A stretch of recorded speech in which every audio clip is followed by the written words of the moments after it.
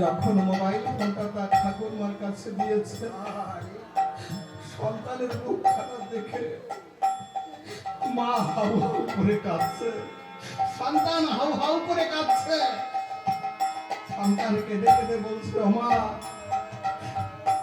আমার তো বাড়ি যাওয়ার সময় হয়েছে, ও মা তুমি বলো আমি বাড়ি যাওয়ার সময় তোমার জন্য কি নিয়ে যাব? তার মা একটা কথাই বলে, ও বাবা, বাবা, ওরে ওরে তুই তো আমার সোনা, তুই তো আমার জীবনের সবকিছু। আমি ঠাকুরের কাছে প্রার্থনা জানাই, তুই ভালোই ভালোই আমার বুকের মালিক, তুই আমার বুকে ফিরে আয়।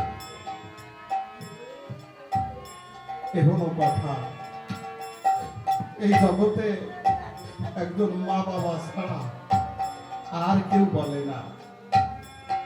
শান্ত ছাড়া কেউ ভালোবাসে না, শান্ত ছাড়া কেউ কাছে আসে না। এই জগতে শান্ত ছাড়া যদি কেউ ভালোবেসে থাকে, মা বাবা। আমি যদি গাছতলায় থাকি, আমার মা বাবা যদি গাছতলায় থাকে, ওই গাছতলায় বসে দুই হাত ধরে দুই চোখের জলে ছেড়ে দিয়ে ঠাকুরের কাছে একটা কথাই বলে, হে বন্ধু, এই জগতে যত দুঃখ যত কষ্ট আমাদের দাও, কিন্তু আমার সন্তানটা যেন ভালো থাকে।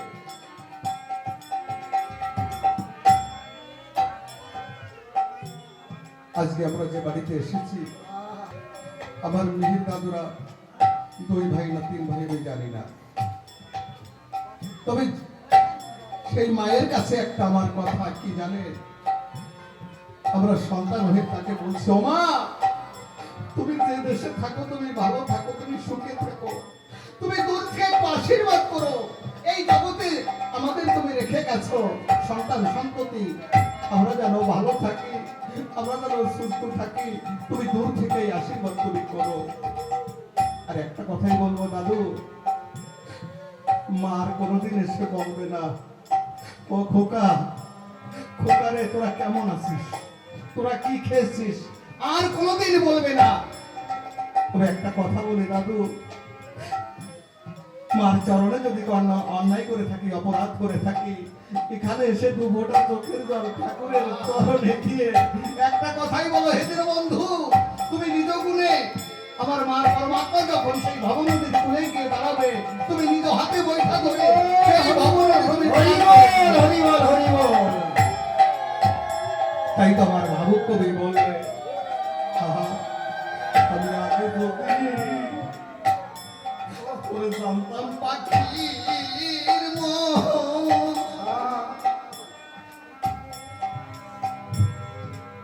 সে আমায় হরিবে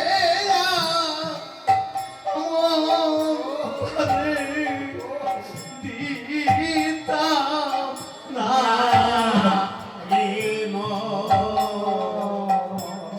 আমি আগে যদি জানতাম পাখির মন,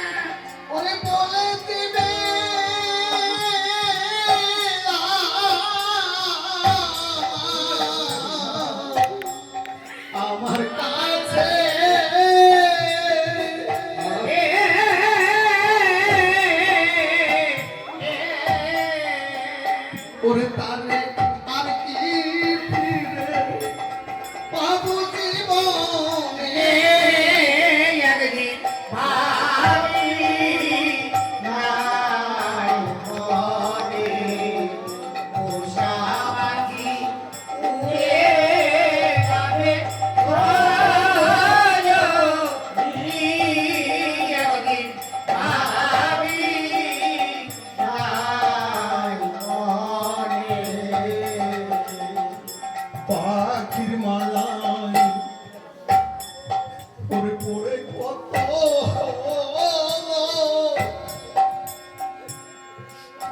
ওরে গেল আমার কত তাদের জল মহারা দুই পাখির মালায় ওরে কত পেল আমার হৃদয় জল ভরা দুই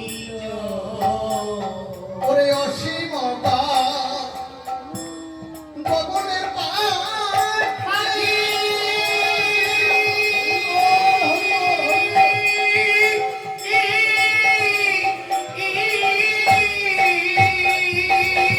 ওরে কত আপন ভেবে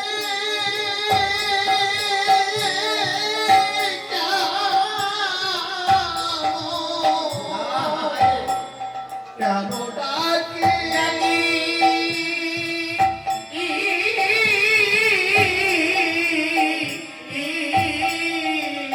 ওরে পাগল বিদায় নামে পড়ছে বিদায় পাগল বিজয় কাজে বসে বিজয়ে একদিন ভাবি নাই মনে উষা পাখি উড়ে যাবে আমি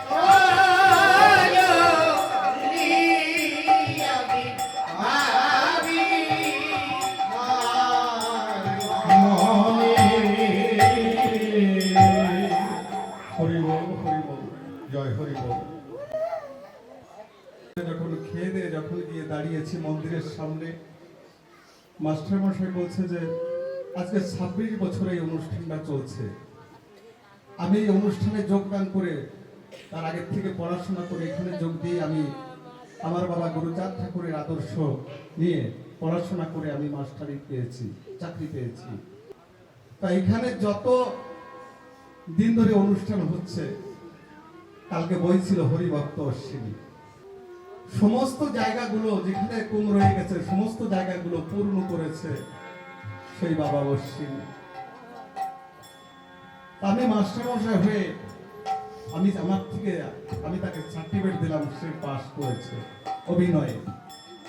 আমি বললাম যে আপনি কি সেই অশ্বিনী চেনেন?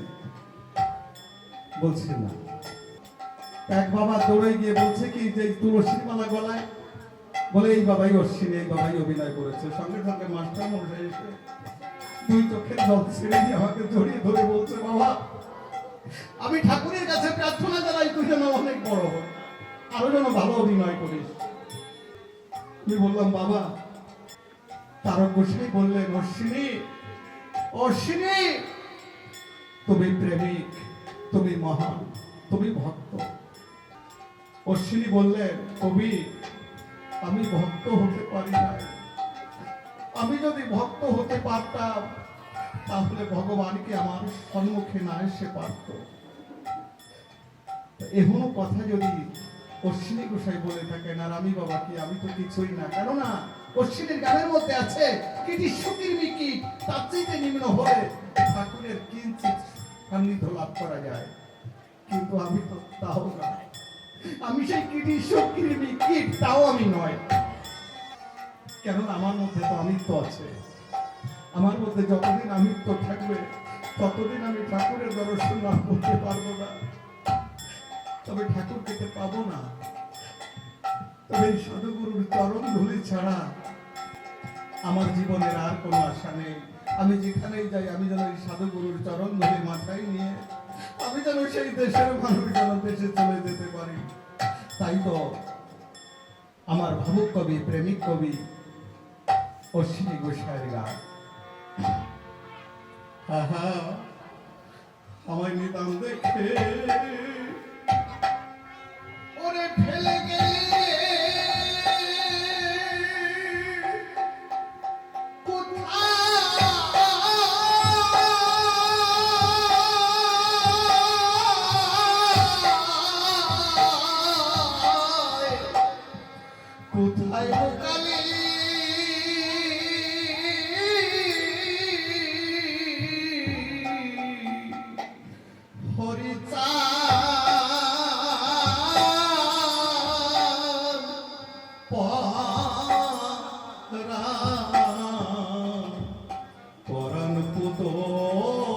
করে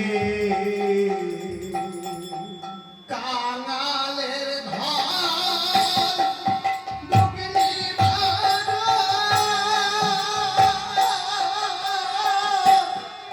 দুঃখীর পরাণ জুড়ারে।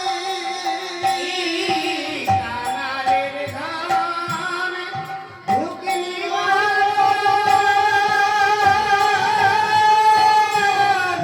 দুঃখীর পরাণ জোড়ালি।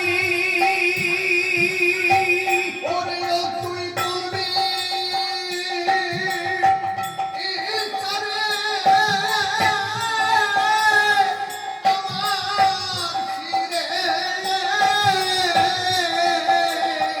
কান্দি দুঃখের ডালি। ও তুই করবি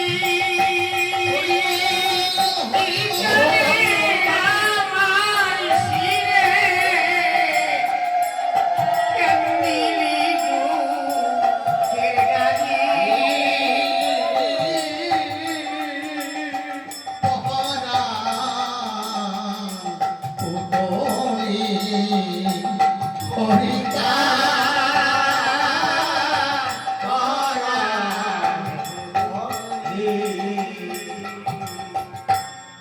ভক্তের অধীর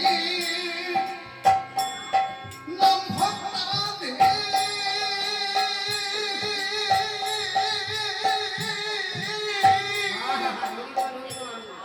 দয়া বৈনা ধরিলি। ওরে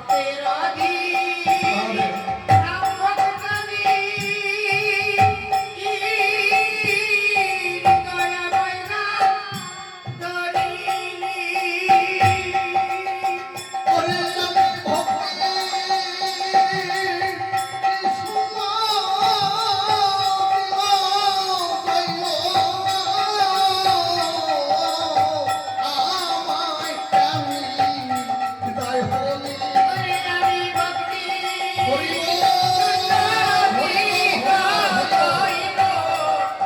আমায় কান্দি জয় হরি।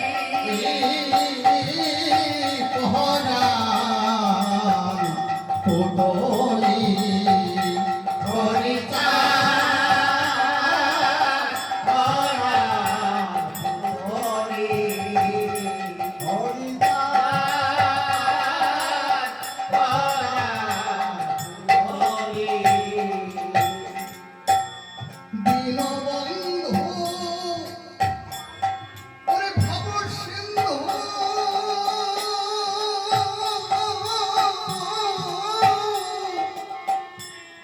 তারাতে নাবি খোলে।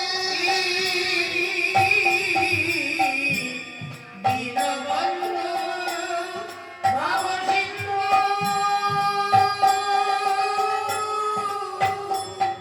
তারাতে নাবি খোলে। ওরে রামনাই গো ও পড়ে দিনে আহারে।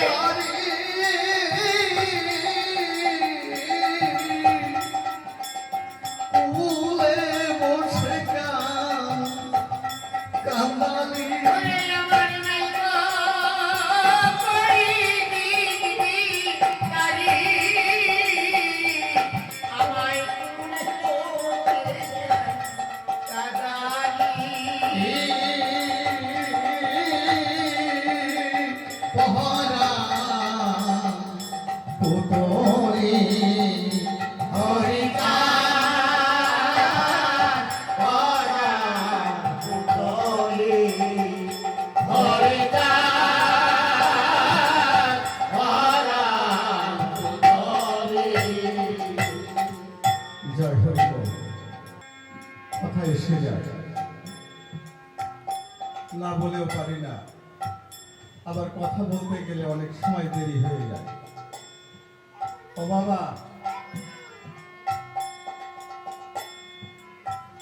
গরু যদি বড় হয়ে যায় তাহলে বাজারে বিক্রি করে দিলে পরে কিছু পয়সা পাওয়া যায়। আর মানুষ যদি বুড়ো হয়ে যায় তাহলে কি বিক্রি করা যায়? এই মানুষ যদি বুড়ো হয়ে যায় বিক্রি করা যায়? যায় দাদা, গরু বুড়ো হয়ে গেলে বাজারে বিক্রি করলে কিছু পয়সা পাওয়া যায়, কিন্তু মানুষ যদি বুড়ো হয়ে যায় সেই মানুষ কি বাজারে বিক্রি করা যায়? এই মানুষও বাজারে বিক্রি করা যায়, সে বাজারও আছে। ওপার বাংলায় নিবারণ নাম করে আমার বাবা গুরুচাঁদ ঠাকুরের একজন ভক্ত ছিলেন। নিবারণ দুটো বলদ নিয়ে মাঠে নাঙল চাষ করতে গিয়েছে। নিবারণ যাওয়ার সময় তার স্ত্রীকে বলে গেলেন যে ঠিক সময় মতন আমার জন্য ছেলেকে দিয়ে দুটো খাবার পাঠিয়ে দিও। নিবারণের স্ত্রী রান্না করে ছেলেকে ডাক দিয়ে বলছে, বাবা তোর বাবার জন্য খাবার নিয়ে মাঠে যা। নিবারণের ছেলে খাবার নিয়ে মাঠে গেছে। খাবার বাবার হাতে দিয়ে বলছে, বাবা আমি একটু নাঙল চাষ করি। নিবারণের ছেলে নাঙল চাষ করছে। 2 পাক নয় দিতে দিতে একটা বলদকে যা পিটাচ্ছে ওই হালু লাঠি দিয়ে। বলদকে যখন পিটাচ্ছে নিবারণ খাওয়া দেখে নিবারণের চোখ দিয়ে জল পড়ছে টপ টপ করে। বলছো, ও বাবা এই বলদ কেন পিটাচ্ছ? নিবারণের ছেলে বলছে, বাবা এই বলদ বুড়ো হয়ে গেছে, এই বলদ হাঁটে না। বাজারের থেকে দুটো নতুন বলদ নিয়ে এসো, এই বলদ দিয়ে নাঙল চাষ করা যাবে না। ওই কথা শোনার সঙ্গে সঙ্গে নিবারণের ছেলেকে জড়িয়ে ধরে বলছে, বাবা ওই বলদ যদি বুড়ো হয়ে যায় বাজারে বিক্রি করে দেওয়া যায়, কিন্তু মানুষ বুড়ো হয়ে গেলে বিক্রি করা যায়? নিবারণের ছেলে বললেন, হ্যাঁ বাবা, ও যে হাটে মানুষ বিক্রি করা যায় সে হাটও আমি চিনি। নিবারণ বললেন, ও বাবা তাহলে যে হাটে মানুষ বিক্রি হয় সেই হাটে আমাকে নিয়ে চল, আমাকে বিক্রি করে দিয়া। নিবারণের ছেলে বললেন, বাবা সকালবেলা আমি তোমাকে নিয়ে যাব। নিবারণের ছেলে সকালবেলা ঘুম থেকে উঠে বাবার হাত খাড়া ধরে রওনা দিয়েছে। যেতে যেতে ওড়াকান্দির দিকে যাচ্ছে। নিবারণ বলছে, বাবা তুই আমাকে কোন দিকে নিয়ে যাচ্ছিস? বলছে, কেন? যে হাটে মানুষ বিক্রি হয় সেই হাটে তোমাকে নিয়ে যাচ্ছে। গুরুচাঁদ ঠাকুর গদি ঘরের সামনে বসে আছে।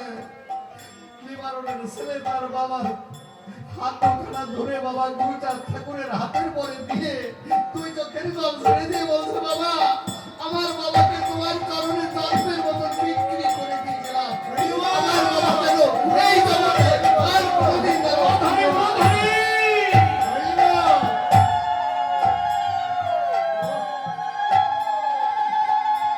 তাই বাবা রশ্মি বললেন,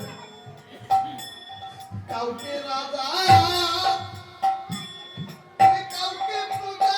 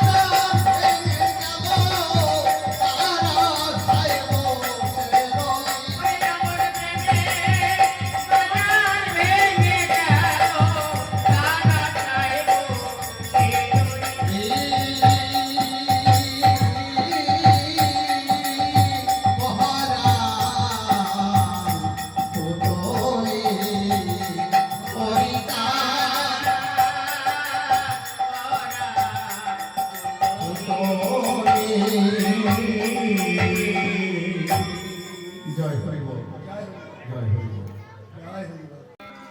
মাগো নমস্তে নমস্তে সর্বাণী ঈশান ইন্দ্রাণী ঈশ্বর ঈশ্বরী জয়া ও কোথা ওইলা শোভা শ্রী অপুণ্যয় ভয়া অন্নপূর্ণা জয়া মহেশ্বরী মহামায়া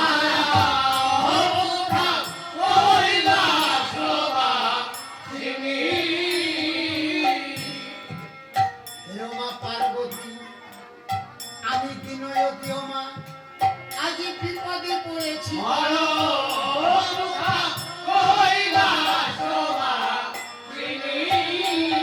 মাগো সর্বদা চঞ্চল পদে পত্র জল ভয়ে ভীত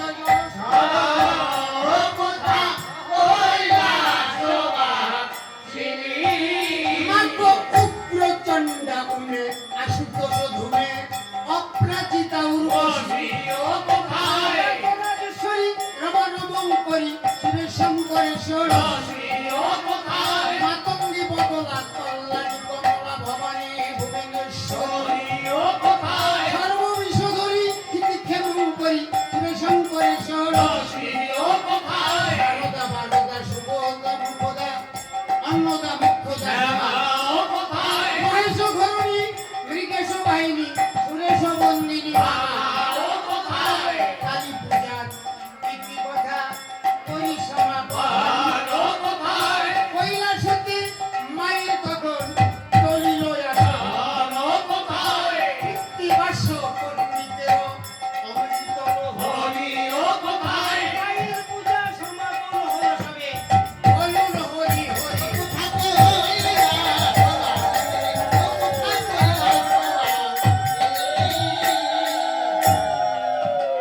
দশানন মায়ের পূজা সমাপন করেছে পূজায় মা সন্তুষ্ট হয়েছে মা মনে মনে চিন্তা করেছে এই মুহূর্তে আমাকে লঙ্কায় গিয়ে দশাননের সঙ্গে দেখা করতে হবে তবে কৈলাস পর্বতের সিংহাসনে আমার স্বামী ভোলানাথ বসে আছে স্বামীকে না বলে তো আমি কোথাও যেতে পারবো না আচ্ছা এখন চা দেওয়া বন্ধ দিতে হবে পরে দিবা আবার গানের সময় দিবা না তাড়াতাড়ি দিয়ে চলে যাও গেটু মাইকটা নেকটে দিকে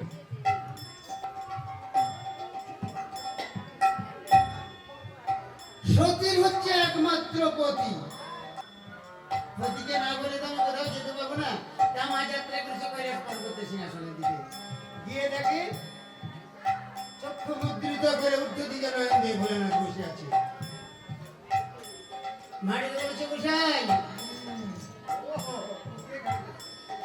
বলে এমনি করে উল্টো দিকে চোখ দিয়ে বসে থাকলে চলবে কে কোথায় কি করেছে কে তোমাকে ডেকেছে সেদিকে তো লক্ষ্য রাখতে হবে না না না না তোমার এসব দিয়ে দরকার কি তোমার তো শ্মশানে বসানে ভূত প্রেতের সঙ্গে এই এখানে এসে বসে থাকলেই চলবে তুমি যা বর্তমানে আরম্ভ করেছো না আমার কথা মুখে বর্ণনাই করতে পারছি না তাহলে শুনবে কেননা তুমি তো আমার পতি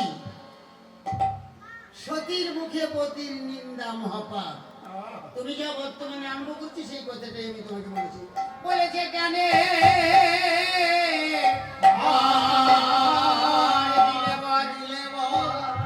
ওই লঙ্কারীরা বলে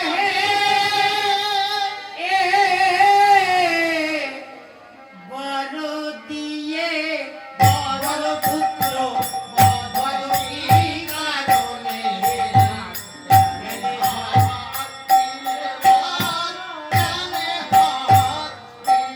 বলেছে তুমি ধান খাও ধুতুরা খাও আরো খাও ভাঙের ওই গুঁড়ো হে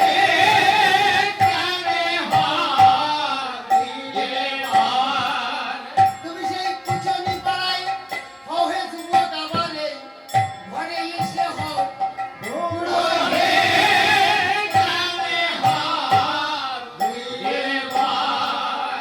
বাড়ি ফিরে এসে গোসাই সাজো তখনও তুমি বলো ওই বুড়ো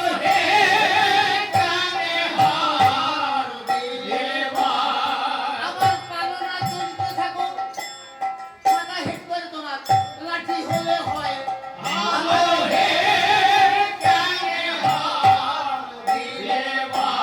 এখন এমনি কথা দুর্গা দিতে বলেছে শঙ্কর এবার তাকে দেখে নিতে বলেছে দুর্গা একটু পূর্বে তুমি কি বলে এখন কি বলেছো দুর্গা দিতে বলেছে একটু পূর্বে আমি কি বলেছি বলেছি তুমি বললে সতীর একমাত্র যে পতি সতীর মুখে পতির নিন্দা মহাপাপ কি বলেছে সব দুর্গা বলছে আমি তোমার পতির নিন্দা মনে কিছু বলেছি আমার পতি যে কাজটা করেছে সেই কথাটাই আমি তুলে ধরেছি শঙ্কর কিন্তু রেগে গেছে শোনো দুর্গা তুমি যা করেছো আমি কিন্তু এইবার তাই বলবো দুর্গা বলেছে বলবে আমি কি করেছি তাই এইবার শঙ্কর দুর্গাকে বলতে আরম্ভ করেছে যেদিন দেবতা তুষিতে তত্ত্ব বিনাশীতে দিয়েছিলে ওই রঙে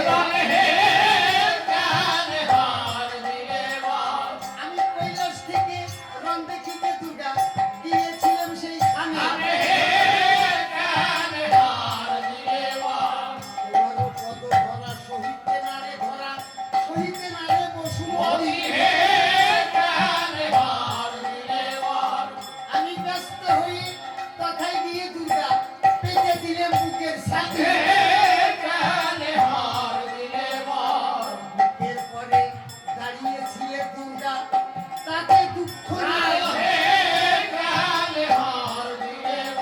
তুমি ল্যাংটা হয়ে নেচেছিলে দুর্গায় আমি লজ্জায় মরে যাই শুনেছো দুর্গা কোন রমণী পতি পদ তলে আবার শুনেছো দুর্গা কোন রমণীর ওই মুন্ডমালা গলে তোমার লল্লার রসনা বিকট বদনা দেবগণে সব হাসে আমি রহিতে না পারি ওই দেব সমাজে দুর্গা সদাই মরি লাগে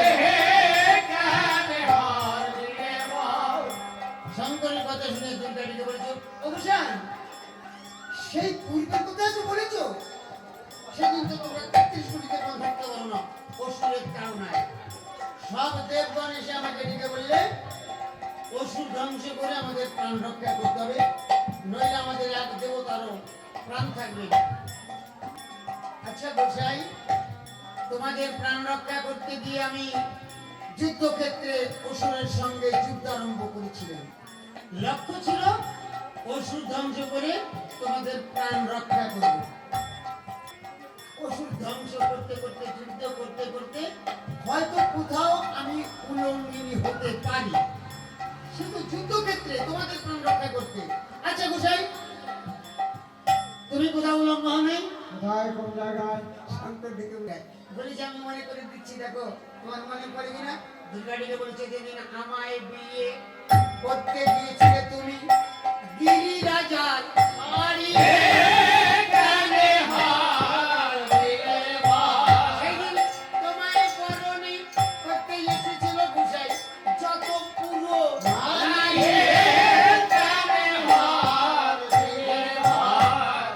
অবশেষে এসেছিল মাথায় আমার তোমায় বলি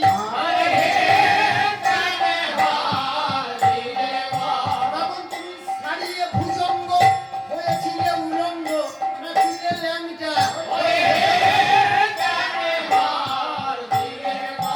ওটা বলেছে কোথায় মনে পড়েছে সেদিন 33 কোটি দেবগণ এসেছিল শিব দুর্গার বিবাহ দেখতে কেননা দেবের দেব মহাদেবের বিবাহ আরো কিন্তু ওই দিন শিব দুর্গার বিবাহের একটা তাৎপর্য ছিল তখন স্বর্গে ছিল তারকাসুরের যন্ত্রণা দেবগণ মনে মনে চিন্তা করেছিল শিব দুর্গার বিবাহে যদি কোনো সন্তান জন্মগ্রহণ করে সেই সন্তান পারবে স্বর্গের তারকাসুরকে নিধন করতে তাই সমস্ত দেবগণ এসেছিল শিব দুর্গার বিবাহ দেখতে হয়েছিল কিন্তু তাই শিব দুর্গার বিবাহে কার্তিক জন্মগ্রহণ করে স্বর্গের তারকাসুরকে নিধন করে তারকাসুরকে নিধন করার পরে কার্তিকের আর এক নাম দিয়েছিল সদানন।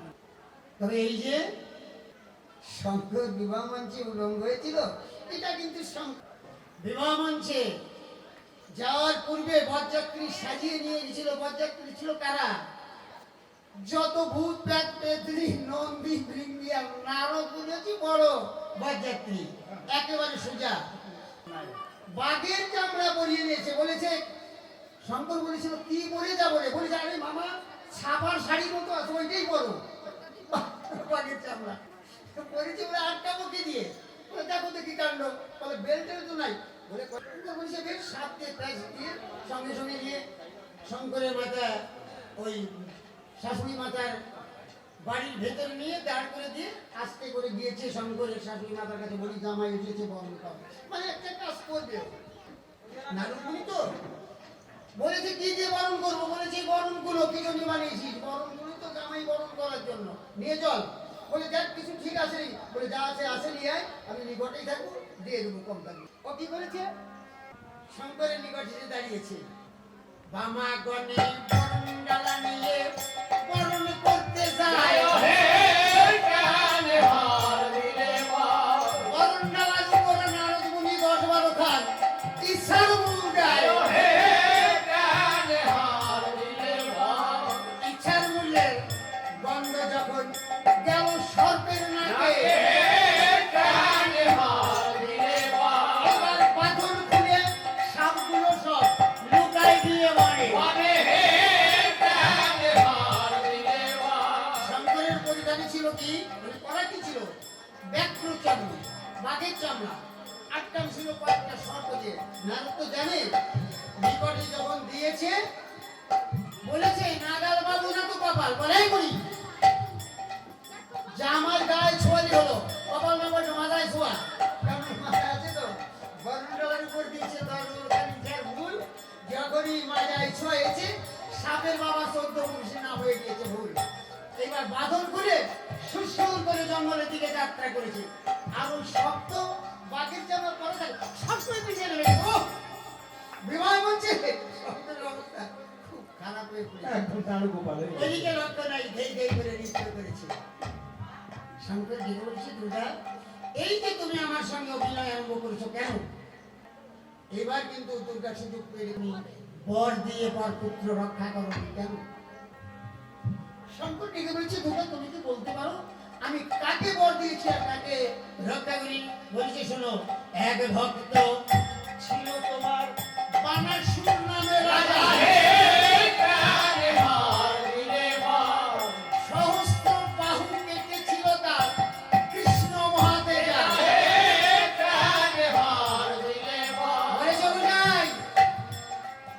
বানাসুর নামে তোমার এক পরম ভক্ত ছিল, তোমাকে সাধনা করে সে 1000 হস্ত পেয়েছিল। কৃষ্ণর সঙ্গে যখন তার যুদ্ধ বেঁধেছিল, কৃষ্ণ কদলী বৃক্ষের ন্যায় তার হস্তগুলো কেটেছিল। তোমাকে কত ডেকেছিল সন্তান রক্ষা করেছো? সন্তান একবার পরিচয় করেছি। বলেছে কখন করেছো রক্ষা? বলেছে দোকানে থাকতে। বলে দোকানে ডেকে দিলে তোমার পদে পুষ্পাঞ্জলি দিতে পারবে না, তাই দোকানে থাকতে রক্ষা করেছো? বলেছে না দুর্গা, ওর মনে ছিল অহংকার। কৃষ্ণ চক্র দিয়ে কথা না কাটবে, কাটতে কাটতে যখন শেষ হয়ে গেছিল দোকান থাকতেই আমার শরণাপন্ন হয়েছে, তখনই রক্ষা। দুর্গা এমনি কথা শ্রবণ করে বলছে মেনে নিচ্ছি তোমার কথা। তোমার আর ভক্ত এখনো তোমাকে সবসময় দেখেছে, তাকে তুমি রক্ষা করনি কেন বোঝাই? শঙ্কর বলেছে সেটা বলেছিল আর এক ভক্ত আছে তোমার লঙ্কারি রাবণ, সমমিশে নিধন করলো তাকে শ্রীরাম লক্ষণ।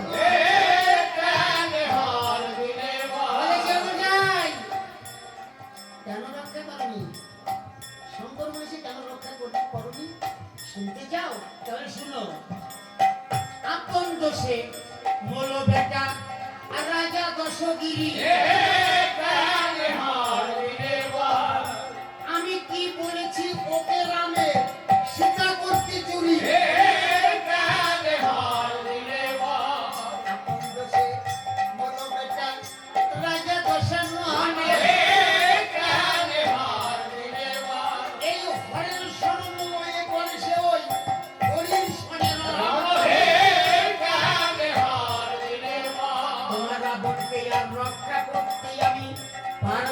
শঙ্করী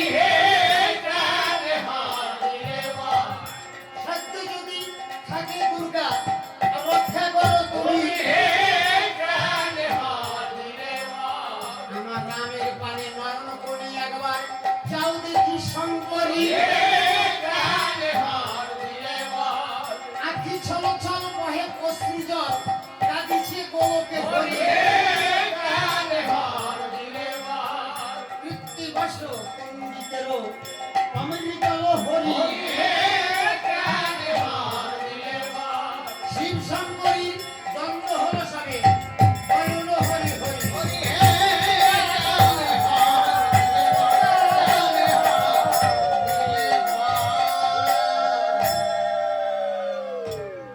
যাত্রা করেছি মা আর দেখে বলছে তোমার কোনো কথা শুনতে চাই না দিয়ে লঙ্কায় করে ধরে দেখে বলছে বাবা দাঁড়ানো কেন তুমি আমাকে করেছো সব বলেছো মা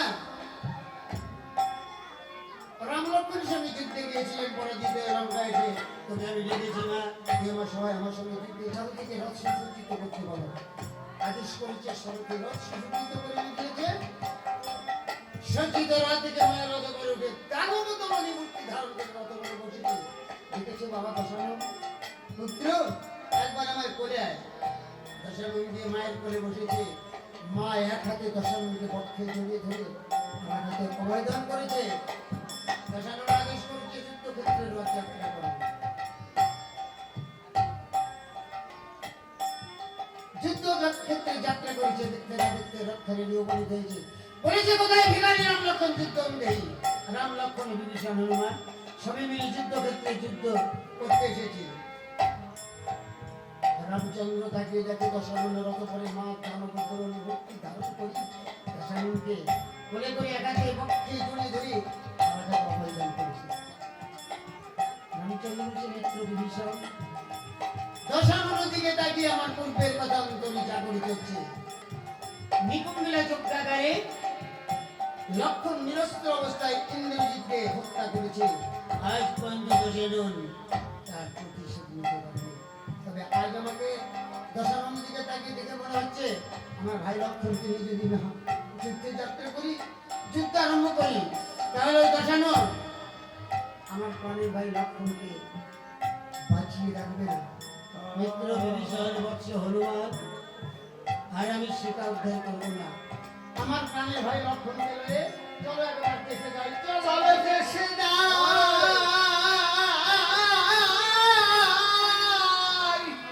সীতার উদ্ধারের কাজ নাই মিত্র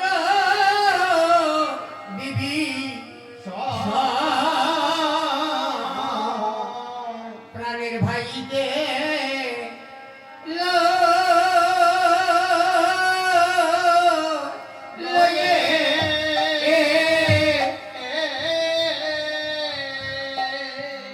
লক্ষণকে ভক্তি করে ধরে করে চোখে চলো চলো ও ও ও ও মিত্র বড়কে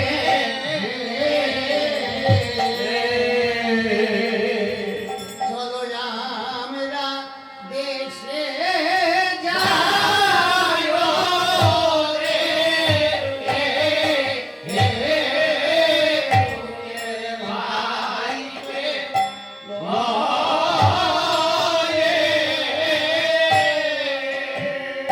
আমার ভাই লক্ষণীকে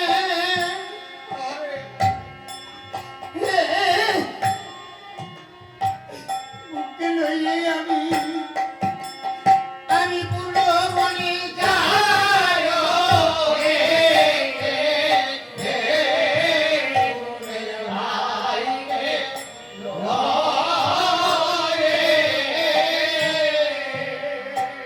সীতা বলে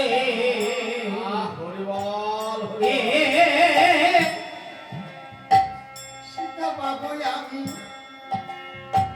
প্রতি ঘরে ঘরে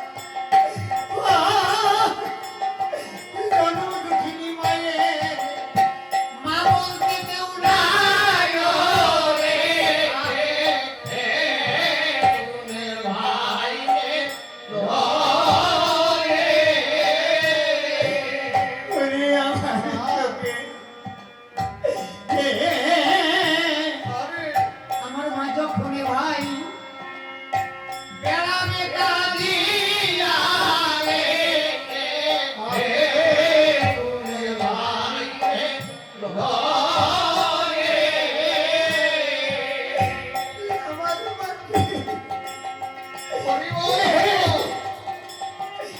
কৃষ্ণ কোনো ভাই একবার মা বলো বলি আরে কে হে তোদের ভাইকে লয়ে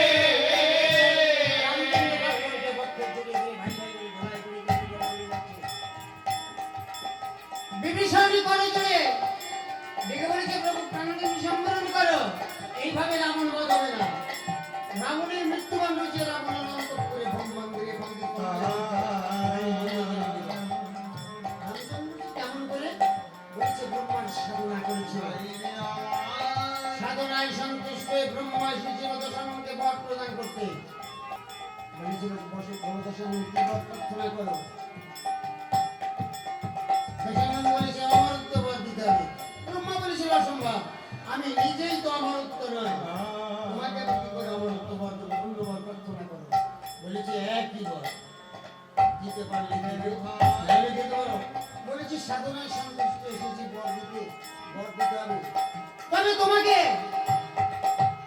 অমরত্ব বর দিতে পারবো না অমরত্বর মতো একটি বান সৃষ্টি করে দিয়ে যাচ্ছি বানে 33 কোটি দেবতা থাকবে জমের ভগ্নি যমুনা থাকবে এই না বান এই বান যতদিন তোমার ঘরে থাকবে ততদিন তোমার মৃত্যু হবে না নরবর্ণর হাত থেকে মাটিকে সাবধানে রাখতে হবে রাবণ রাজা বলেছিল নরবানর আমাদের ভক্ত জাতি আমরা ভয় করি না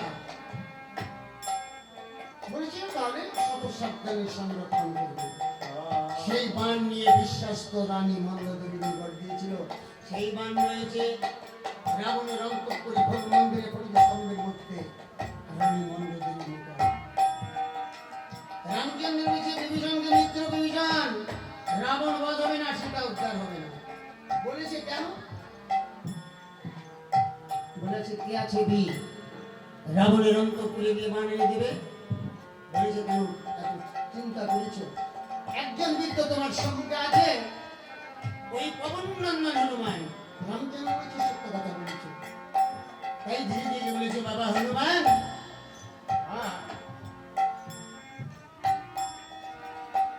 আমার এই বিপদে তুই যদি এমনি করে ধৈর্য নাও তাহলে বল সীতারামকে তুই সান্ত্বনা দিবি শুনেছিস কোনো বিভীষণ কি বলেছে তো বলছে কি বলেছে রাবণের মৃত্যুবান রয়েছে রাবণের অন্তঃপুরে ভোগ মন্দিরে পড়েছে স্তম্ভের মধ্যে রানী মন্দোদরীর নিকট সেই বান ভিন্ন রাবণের মৃত্যু হয় না হনুমান হনুমানকে তুই কেড়ে দিতে পারবি হনুমান অর্জুনের দিকে বলছে কেন পারবো না প্রভু আমি তো সারা জন্ম ধ্যানে কেন তোমার জন্ম পূজা করেছি তোমার নাম ভিন্ন এই বনের বানর হনুমান কবিদের অন্য নাম এই মুখে উচ্চারণ করিনি তুমি প্রাণ খুলে আশীর্বাদ করো আমি যেন রাম কাজে জয় হতে পারি রামচন্দ্র বলছে প্রাণ খুলে আশীর্বাদ করেছি কি রাম কাজে জয় তবে বান রয়েছে রাবণের অন্তঃপুরে ভোগ মন্দিরে পড়িত স্তম্ভের মধ্যে হনুমান বলেছে কোনো চিন্তা করতে হবে না তোমার নাম নিয়ে যাত্রা করবো ছলে বলে কলে কৌশলে যে কোনো প্রকারেই হোক রাবণের মৃত্যু বান এনে তোমার চরণ উপহার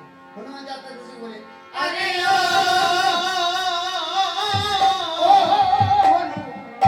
নাচিতে নাচিতে চলিয়া যায় মনের আনন্দে হলো রাম নাচিতে নাচিতে চলিয়া যায় মনের আনন্দে হলো রাম নাচিতে নাচিতে নয়ন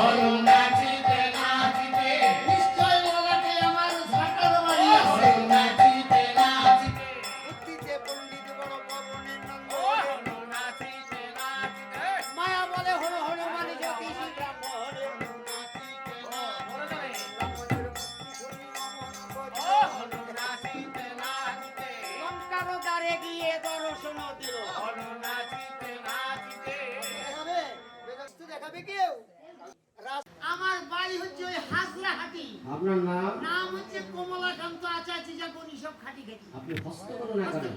অষ্টমজায় বুঝতে পেরেছি। তোলে পাস করে হ্যাঁ, পাণ্ডিত্য হ্যাঁ। লাভ করে আমি এক শেষ একটু নিচে বলেন ঠাকুরমশাই। রেড তোমা গা হাত পা সবই যাই হোক, ঠাকুরমশাই, বলো মা।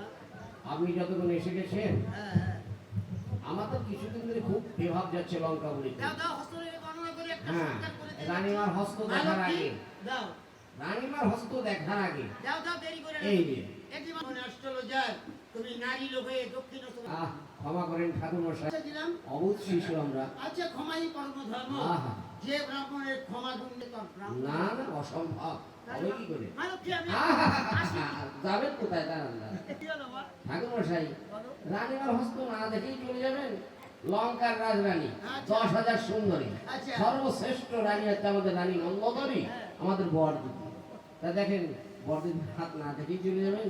আচ্ছা, দাও, রানী বন্ধ তো? হ্যাঁ হ্যাঁ। দাও হস্তরেখাটা গণনা করেছি যখন। তা দেখেন কোনটা লঙ্কার রাজরানী। কি ধরনের এই কথাবার্তা যে বসে বলছো মা? আছে, দেখছেন? রানী 10,000 সুন্দরী হ্যাঁ। লঙ্কায় রাবণ রাজা। আমি দেখেছি বহু রমণী সুন্দরী। তবে তাহলে আপনি কিরকম অ্যাস্ট্রোলজার? যদি দেখে নাই বলতে পারেন যে আরে এটা বাবা রে, লঙ্কার আমি কি রাজরানী। ওই কে রাজরানী আর কে রাজরানী না সে দেখেছেন রানীমা কোথায়? ওই দেখুন পিছনে বসে আছে। এই যে কি চেহারা, এই যে ঠাকুরমশাই। ও বাবা, তাই তো রানীমার তো দারুণ ছেলে, এটা তো বুঝতে পারিনি। ঠাকুরমশাই, চুল সুন্দর চুল ছিল, কিন্তু হনুমানের জ্বালায় চুল মূলা একদম উপরে গেছে ও, সব। তুমি লঙ্কার রাজরানী। পান সীমা কোথায় আছে আমার? রানীমার শোকে তাপে জীর্ণ স্তম্ভ হয়ে গেছে। ভালো করে দেখেন, ভালো করে দেখেন ঠাকুরমশাই। মা নরম লোহার মতন নরম। ঠাকুরমশাই, বরদিদি রান্না করতে করতে আর ওই পার্বতী বাড়িতে ঘুরতি, ওই জন্য হাতে করা হয়ে গেছে। বুদ্ধি মনে হয় ফোটাফুটি করে। হ্যাঁ 10,000 সুন্দরী তো সমাজ বড় তো, হ্যাঁ, একটু কম দেয়। বলছি নতুন খাবার কম না। মা লক্ষ্মী, কেজি আছে। না করবো। ভালো করে দেখেন শুনবে? ঠাকুরমশাই। তোমরা সবাই ভালো করে শুনবে। মেষ বিষম নতুন কর্ম মীন মাসে সুচিত্রা ও সম্প থেকে গান। আমি শুনে না। ও, বছরে মানে পূর্ণিমা নাকি ঠাকুরমশাই? পূর্ণিমা যদি কেমন গেল? হ্যাঁ গেল। হ্যাঁ, নামে মাসে করে সত্তা 3 দিয়ে হয়ে আন, তাহে মোরা বাঁচা যান। মঙ্গল কামনা করবেন শূন্যের না ভাগটা বেশি দেখা যাচ্ছে, প্রতি বিয়োগের সম্ভাবনা রয়েছে। ঠাকুরমশাই।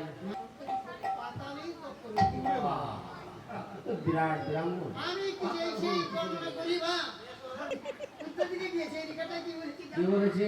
তোমাদের ওই যে ওইখানে একটা চণ্ডী মণ্ডপ আছে হ্যাঁ না? হ্যাঁ, এই তো সম্মুখী আছে। হ্যাঁ চণ্ডী মণ্ডপ উপর দিয়ে রাত্র 3 প্রসা ব্যাস ব্যাস করে উঠেছে। এর জন্য কি করতে এই হবে জন্য কেউ ঠাকুরমশাই? সস্তান করবে সব কাজে শিখবে। করলে মঙ্গল। শুনলাম। মারুতি ভালো করে দেখেন। ওটা কি বলেছে? সাগরের দিকে আরে স্বপ্ন, আপনি বলেন কি? আয়লাতে মরে গেছে, আবার যে তিনজন আসতেছে। সাগরে নিয়ে নেন। বাড়ির কাছে গঙ্গা গঙ্গা তুলি পান, একটু উনি পান, সাগরে নিয়ে নেন। যাচ্ছে তোমার আবার নিরাশা ধরেছে। না কুমড়ি তাও খাওয়া ভালো। কি বলেছি জানো কি বলেছে? এই রেখাটাই বলেছি আগের পৃষ্ঠে দিয়ে ঘরে রয়েছে রাবণ। মিথ্যা কথা। ছি ছি ছি ছি ছি, ঠাকুরমশাই, আপনি একজন বেদাজ্ঞ ব্রাহ্মণ হয়ে এরকম মিথ্যা কথা বলতে পারলেন? ঠাকুরমশাই, হ্যাঁ? যত লাগে আপনার কাছার ভিতর নেই। লক্ষ্মী, হ্যাঁ?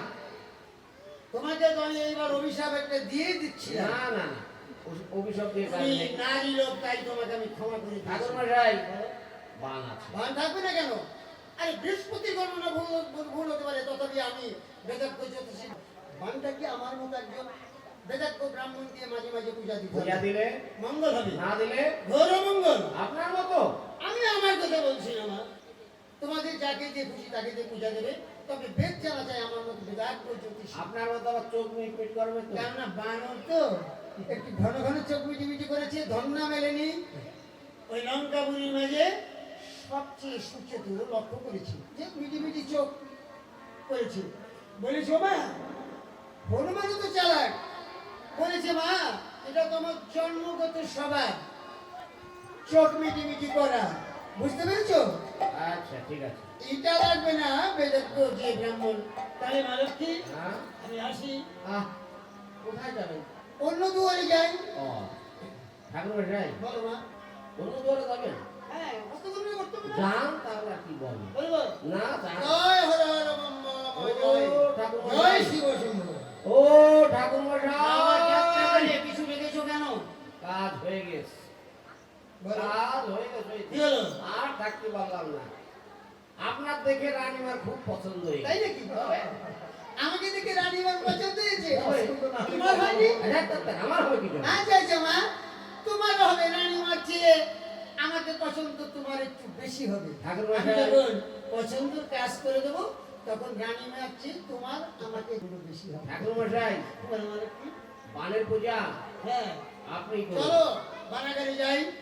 এই যে সম্মুখে পান মা লক্ষ্মী, মন্দির রমণী থাকিতে ঘরে নাই হবে শ্রী বাণীর পূজা। রমণী মানে কি ঠাকুর মশাই? একটা স্ত্রীলোক, স্ত্রীলোক মানে মানে মেয়ে লোক। মেয়ে লোক মানে? মেয়ে লোক মানে তুমি। আমি তোমার মতো দুষ্ট রমণী থাকিতে এই ঘরে নাই হবে শ্রী বাণীর পূজা। উলুধ্বনি দেবে কি ঠাকুর মশাই? বাণীর পূজায় উলুধ্বনি লাগে। তাও তো আমি দর্শন করবো। কখন নয়, বাণীর পূজা গুপ্ত পূজা নারী লোকের দেখা নিষিদ্ধ। পুরী মাঝে যাত্রা করো ভদ্রলোকের মেয়ের মতো, পূজা শেষে ডাকবো, এসে প্রসাদ গ্রহণ করো। কেমন? আচ্ছা ঠিক আছে যাও, তাহলে আমি মা আসছি। লক্ষ্মী। ভালো করে বানের পূজা করবো। রমণী অন্তঃপুরে চলে যায়। হনুমান বনমালী চিন্তা করে এই দুষ্টা রমণীকে দিয়ে বিশ্বাস করা যাবে না, এই মুহূর্তে তো এই ভোট মন্দিরে প্রবেশ করতে পারে। বান নেওয়ার একটা বেঘাত ঘটাবে, তবে আগে আমি এই ব্যবস্থা করি। হরিকৃষ্ণকে ডেকে বলেছে, হরিকৃষ্ণ বান দাও, নিরুত্তর। হরিকৃষ্ণের সম্মুখে দাঁড়িয়ে বলেছে, হরিকৃষ্ণ তাহলে কিছু মনে মনে চিন্তা করো, আমি সত্যই বেদজ্ঞ জ্যোতিষী ব্রাহ্মণ। একবার ডাকিয়ে দেবো সেই রাম ভক্ত হনুমানের বাইরে মূর্তি। হ্যালো, কি হলো বাবা? হ্যালো তাই হনুমান কি করছে? এই যে মূর্তি ধারণ করে হনুমান হরিকে কামনা মানে বাঁচি।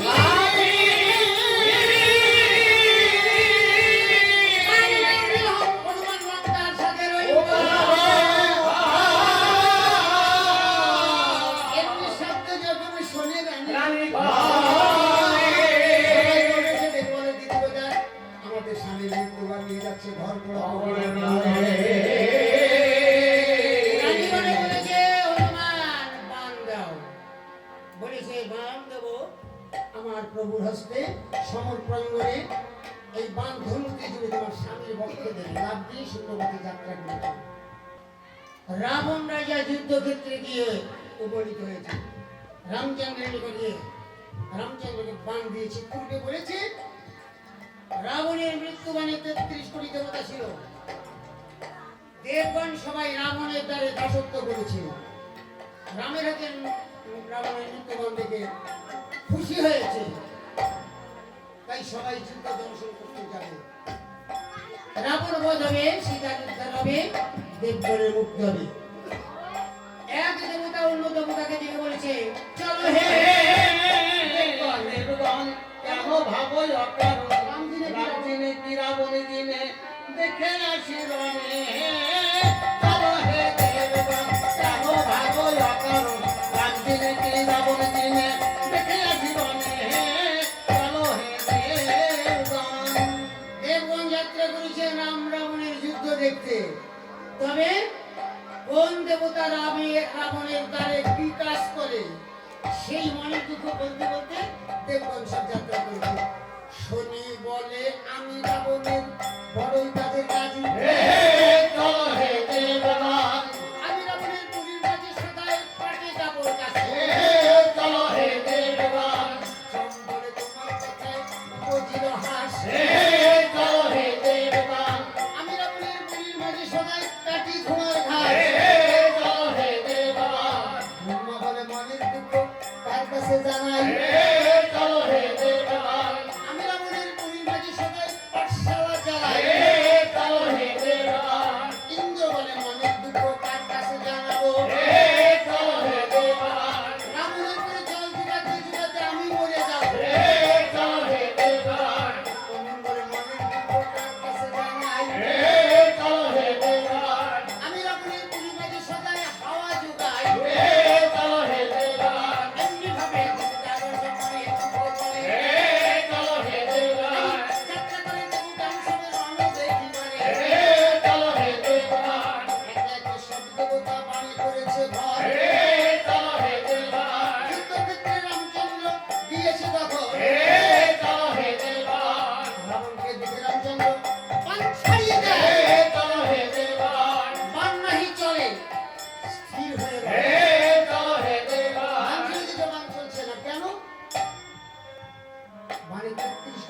ছিল সব দেবতা এসে বনে ভর করেছে, শুধু শক্তি আসেনি, শক্তি দেওয়ালে বান চলছে না।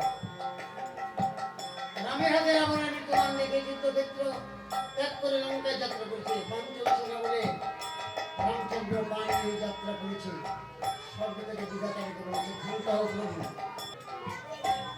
বাণী সব দেবতা আছে, শুধু শক্তি আসেনি, শক্তি ধ্যানে বান চলছে না, তোমাকে শক্তি পূজা করতে হবে। রামচন্দ্র ডেকে বলেছে এই সময় কোন বিধি মতে করিব পূজায় বিধি? বিধাতা বলেছে আমি বিধি দেই বিধান সর্বপ্রভু রাম কোনো ধাম, পরপ্রভু তুমি পূজার আয়োজন আগামী শরৎকালে দক্ষিণায়নে শুক্লা ষষ্ঠীতে করতেনে অকাল বোধন।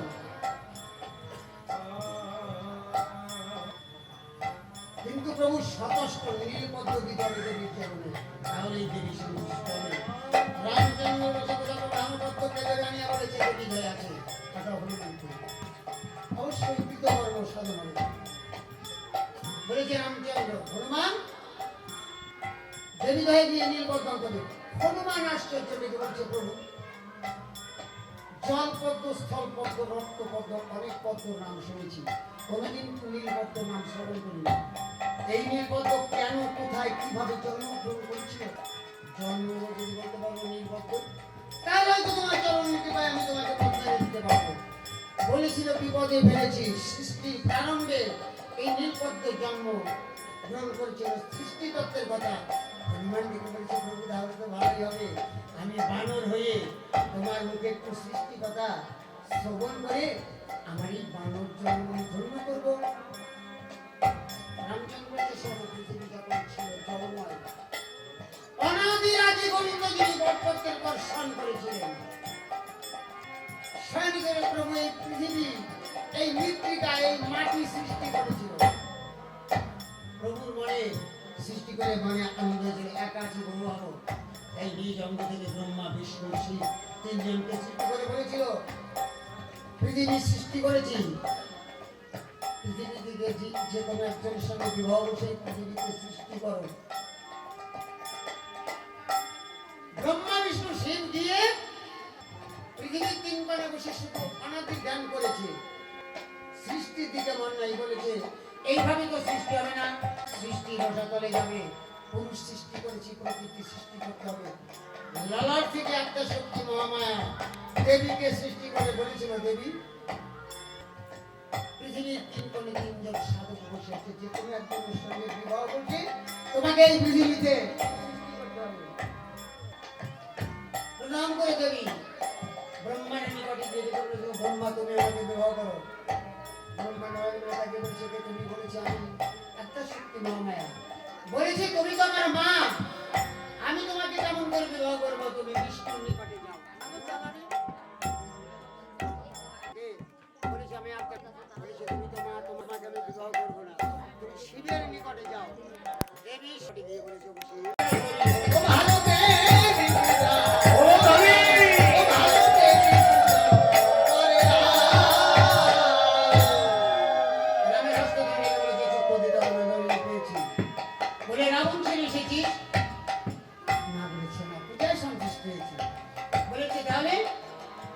বলেছে রাবণের পুরীতে বৃহস্পতি চন্ডী পাঠ করেছে, হনুমানকে পাঠিয়ে দাও। হনুমান চন্ডী অশুদ্ধ করে এলে মাকে প্রণাম করেছে অন্তর্ধান। বলেছে হনুমান রাবণের মন্দিরে গিয়ে চন্ডী অশুদ্ধ করো। বলেছে কোনো চিন্তা করতে হবে না। তাই শ্রীরামের আজ্ঞা পেয়ে হনুমান রায় উত্তর নিমিষে হাঁটিবার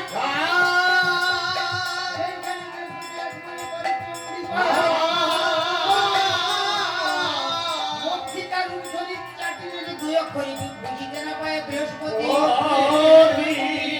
অভ্যাস ছিল তাই করিল না অবহেলায় হল হনুমান সুচিন্তিত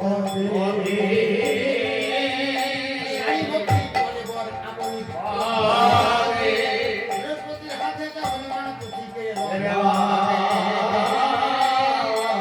চণ্ডীর প্রথম শ্লোকে বুঝে গেলেন ৩০০ লোক চণ্ডী হইল প্রসিদ্ধ।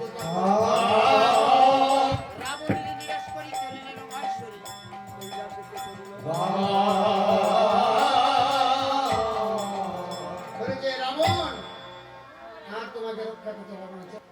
বলিস ওমা, বৃহস্পতি রাত্রে লিখিত চণ্ডী অসুস্থ। বলেছে বৃহস্পতিকে জিজ্ঞাসা করো। বৃহস্পতিকে জিজ্ঞাসা করে চণ্ডীর পৃষ্ঠা নেই। বলেছে দূর হয়ে যাও। বলেছে আমি ছেড়ে যাচ্ছি তোমায়, আগত যুদ্ধেই তোমার মৃত্যু। রামচন্দ্র বলেছে আমি রাবণ ছেড়েছি, রাবণ যুদ্ধের এই ধ্বংস হবে। রাবণ রথ আরম্ভ করে যুদ্ধে যাত্রা করেছে। হুঙ্কার ছেড়েছে সে যুদ্ধে। এইবার রাবণের মৃত্যু বাণ নিয়ে যাত্রা করেছে। তবে ৩৩ কোটি দেবগণ ছিল রাবণের বাণী। মাকে দিকে সব দেবগণ কি সুন্দর করেছে রাবণের মৃত্যু বাণে ভর করেছে। কেমন করে? খান্ডা হস্তে উগ্রচণ্ডা দাঁড়ায় বাণের পরে, ত্রিশূল হস্তে ভুলাই সে দাঁড়ায় তারও পাশে। কার্তিক গণেশ দু ভাই আছে দুই পাশেতে বসে, তার পাশেতে লক্ষ্মী সরস্বতী আছে বসে। ব্রহ্মা এসে বাণের পরে লইল আশ্রয়, ইন্দ্র এসে বাণের পরে লইল আশ্রয়। তোমলণ্ড বৈকুণ্ঠ সম্মুখে কত ভরে রয়, পবন এসে পিছনে তীর্যের মতো রয়। ঊনপঞ্চাশ পবনে বাণী করিবে চালনে, যুদ্ধক্ষেত্রে রামচন্দ্র দিয়েছে তখন। রাবণকে দেখে রাম সারিতে যায়। রাবণ বলে সারথি রাজ আমার মৃত্যু বুঝি হয়। রাবণ বলে সারথিরে মৃত্যু বুঝি ঘটে। লঙ্কাপথে রথ সারথি চালাও তোরা করে। লঙ্কাপথে রথ যখন করিল মামনে, একটি ধনুক ধরে দাঁড়িয়ে আছে রাম কৌশলের নগরে। রাবণ বলে সারথিরে মৃত্যু বুঝি ঘটে। লঙ্কাপথে রথ সারথি চালাও তোরা করে। লঙ্কাপথে রথে যখন করিল গামনে, একটি ধনুক ধরে দাঁড়িয়ে আছে রাম ব্রহ্মেশ্বরাতনে। রাবণ বলে সারথিরে মৃত্যু বুঝি ঘটে। সর্বপথে রথ সারথি চালাও তোরা করে।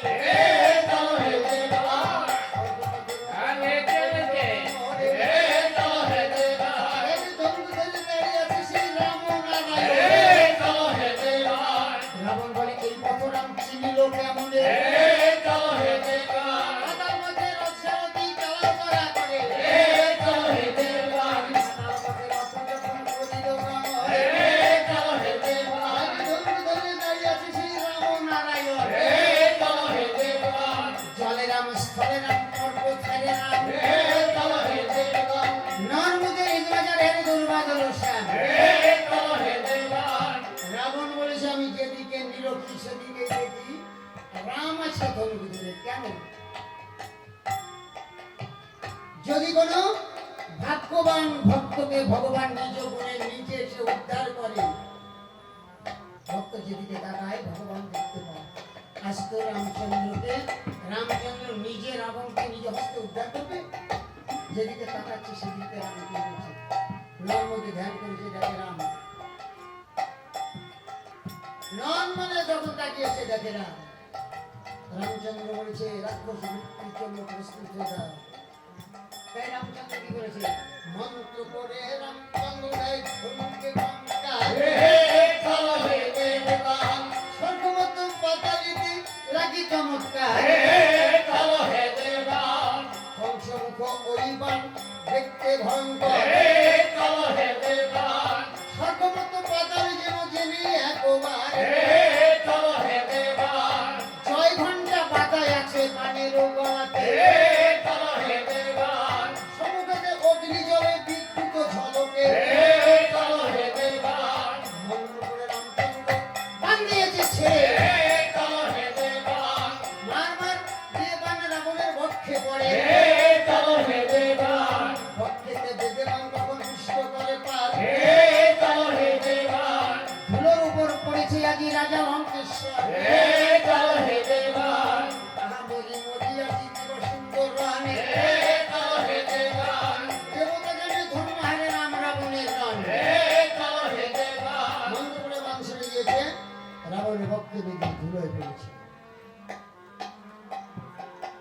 রামচন্দ্র যে রাবণ বধ হয়েছে, আমি একে একে রাবণের 108 বার মুন্ড কেটেছি, তথাপি রাবণ বধ করতে পারিনি। মা রক্ষা করেছে, মা আমার পক্ষে রাবণ বধ হয়েছে। লক্ষণ, দেশে গিয়ে আমাকে রাজা হতে হবে। আমি তো রাজনীতির কিছুই জানি না।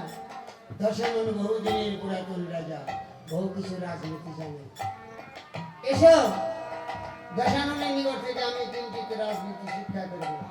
যে বলেছে দশানন, দেশে যে আমাকে রাজা হতে, আমি রাজনীতির কিছুই জানি না। তুমি তো বহু কিছু রাজনীতি জানো, কিঞ্চিত রাজনীতি শিক্ষা। রামচন্দ্রের মুখপানে থেকে বলেছে, এই রাজনীতি তোমাকে শিক্ষা দেবো। ত্রিজগতের যত নীতি তাতে তোমার নখদর্পণে আছে। তুমি যখন আজ কৃপা করেছো, আমি যা কিছু রাজনীতি জানি তোমার সম্মুখে কীর্তন করবো। তবে প্রভু, তার পূর্বে একবার তোমার ওই অভয় চরণ আমার মাথায় দাও। অভয় চরণ মাথে ও তুমি দাও হে নারায়ণ। অভয় চরণ মাথে তুমি দাও হে নারায়ণ। অভয় চরণ মাথে। পরেরগুলো বলেছে, তুমি রাজনীতিশীল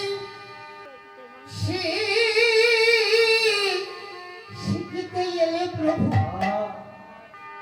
এই ত্রিজগতের মূলাধার। অভয় চরণ মাথে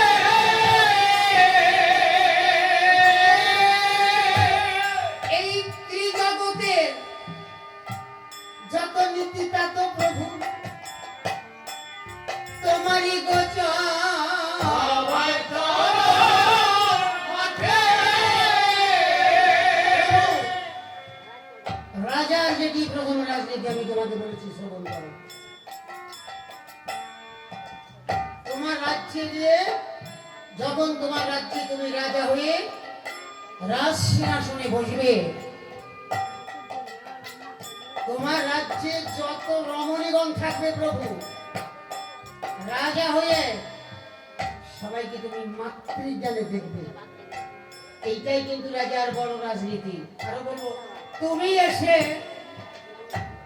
কুঠির বাজলে প্রভু পঞ্চবটির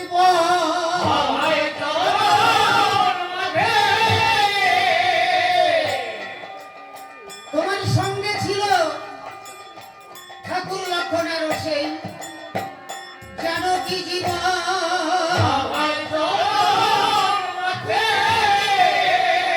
প্রভু, আর একটি রাজনীতির কথা বলেছি।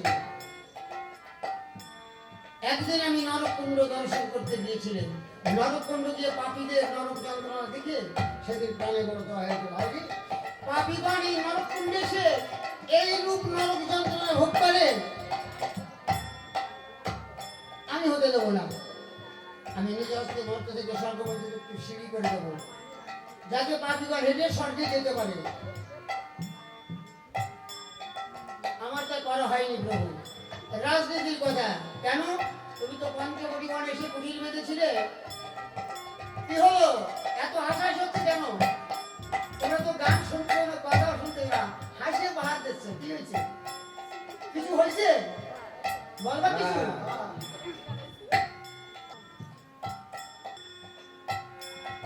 বলেছে প্রভু, মনে মনে চিন্তা করেছিলেন নিজে হাতে মর্ত থেকে স্বর্গ পর্যন্ত সিঁড়ি করে দেবো, যাতে পাপীগণ হেঁটে স্বর্গে যেতে পারে, নরক যন্ত্রণা ভোগ করতে না হয়। আমার তা করা হয়নি। কেন জানো? ওই সুর্পনখা গিয়েছিল প্রভু কথায় বিবাহিনীর সাথে।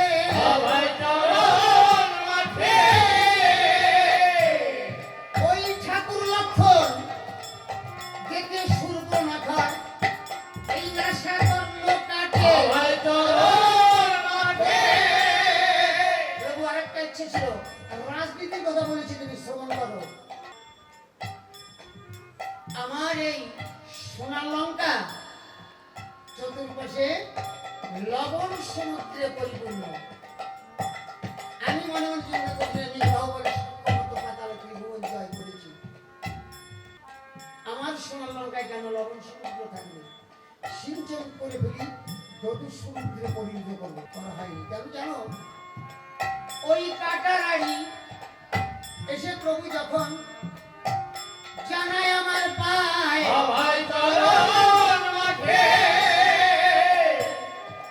ওই কাটায় অঙ্গ দেখে তখন আমার এই অঙ্গ জ্বলে যায়। আমি পাপ পুণ্যের বিচার না করি, মায়ের মানুষকে সঙ্গে করে মনে নিয়েছিলেন তোমার সীতাকে ভঙ্গির যশক কাননে। আর তুমি কি করেছো?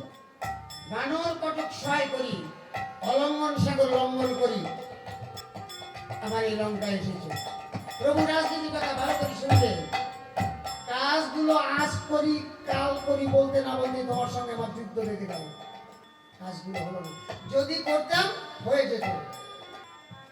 আমি তাই বলেছি প্রভু শুভশ্রম শীঘ্র, শুভ কার্য যত সত্য হয় তত সত্য করা ভালো। অশুভশ্রম কাল হরানো, অশুভ কার্য যত পিছিয়ে রাখা যায় ততই মঙ্গল। কথা বলতে পারছি না। তোমার ভুবন হলো রূপ ধারণ করে তুমি সম্মুখে দাঁড়াও। ওই রূপ দর্শন করতে করতে আমি আমার গোলকের জয় গোলকালী নারায়ণ রূপ ধারণ করে দাঁড়িয়েছি। দশাননই ভুবন ভুবন রূপ দর্শন করতে করতে শেষ নিষ্ঠা পরিত্যাগ করেছে, আশীর্বাদ দিয়েছেন। মুক্ত হয়ে চলে যাও ভক্ত চূড়ামণি, তোমার সঙ্গে দেখা হবে গোলকে। রাষ্ট্র সংগ্রহ করে দিয়েছে রামচন্দ্র চিরসজ্জিত করে, দশাননকে চিতায় তুলে অগ্নি প্রজ্বলিত করে দশাননের সত্তা। অশোক কানন থেকে হনুমান সীতাকে উদ্ধার করে দিয়েছে রামচন্দ্রকে। রামচন্দ্র সীতার অগ্নি পরীক্ষা করে সীতাকে গ্রহণ করে মন্দোদরী বিভীষণকে ডেকে লঙ্কা রাজত্বভার মন্দোদরী বিভীষণের উপর দিয়ে ভাই লক্ষণ মিত্র বিভীষণ হনুমান সীতাকে লয়ে মনের আনন্দে অযোধ্যায় যাত্রা করেছে।